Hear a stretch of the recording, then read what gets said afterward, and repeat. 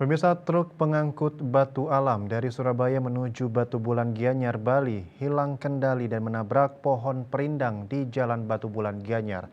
Tidak ada korban luka maupun jiwa dalam laka tunggal tersebut, namun mobil truk mengalami kerusakan di bagian depan. Tak ada hujan dan tak ada angin, warga sekitar Jalan Raya Batu Bulan Gianyar, tepatnya di Banjar Kelabah, dikagetkan dengan tumbangnya salah satu pohon yang ada di sebelah kiri jalan.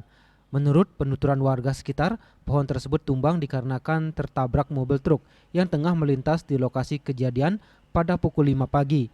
Menurut kesaksian warga, truk syarat muatan yang tengah mengangkut batu alam melaju dari arah terminal Batu Bulan hendak mengantarkan pesanan batu alam ke daerah Buruan Gianyar.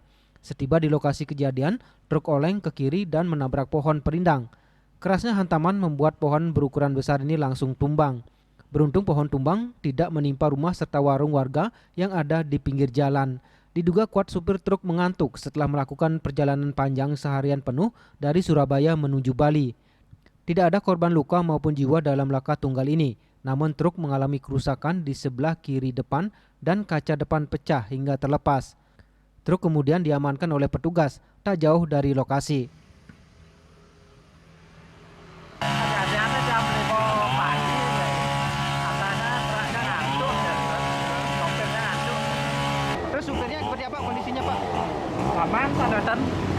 Sopir tahu. Oh, Standar aman ya.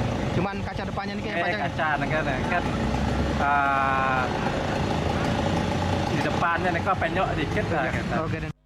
Pasca kejadian, petugas BPBD Gianyar dibantu warga langsung terjun melakukan pembersihan dan memotong batang dan ranting pohon yang sempat menutup satu jalur Jalan Raya Batu Bulan. Sementara petugas kepolisian juga tampak di lokasi untuk mengamankan situasi serta mengatur arus lalu lintas yang sempat macet karena kejadian tersebut. Ari Wiratmaja, Bali TV.